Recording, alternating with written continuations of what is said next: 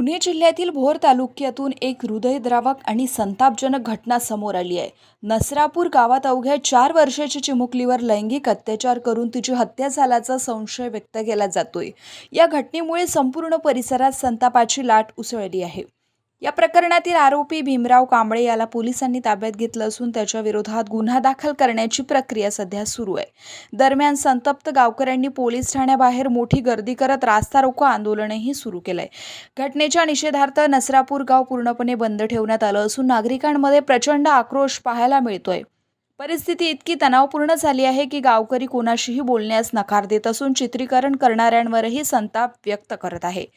परिस्थिती नियंत्रणात आणण्यासाठी पोलिसांची मोठी फौज तैनात करण्यात आली असून संतप्त नागरिकांची समजूत काढण्याचे प्रयत्न सुरू आहेत। या हृदयद्रावक घटनेमुळे संपूर्ण पुणे जिल्हा हादरून गेलाय।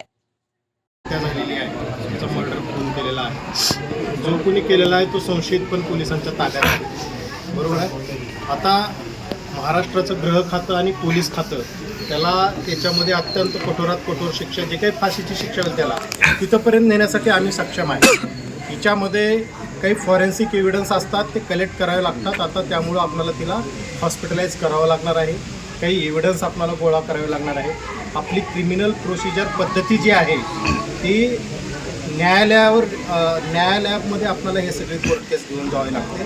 आपण जे म्हणता आम्हाला आरोपीच्या हातात द्या, तर आपली ही पद्धत नाही आहे। आपण याला न्यायालयीन प्रोसिजरमध्ये लवकरात लवकर विदिन 60 डेजमध्ये अत्यंत चांगलं चार्जशीट, अत्यंत सबळ पुराव्यानिशी आपण चार्जशीट त्याच्यामध्ये न्यायालयात दाखल करूया। फास्ट ट्रॅकमध्ये ही केस चालवून त्याला फाशीच्या फंदापर्यंत कसं लवकरात लवकर नेता येईल यासाठी आपले पोलीस विभागाचे प्रयत्न राहतील। तुम्ही आमच्यावर विश्वास ठेवा।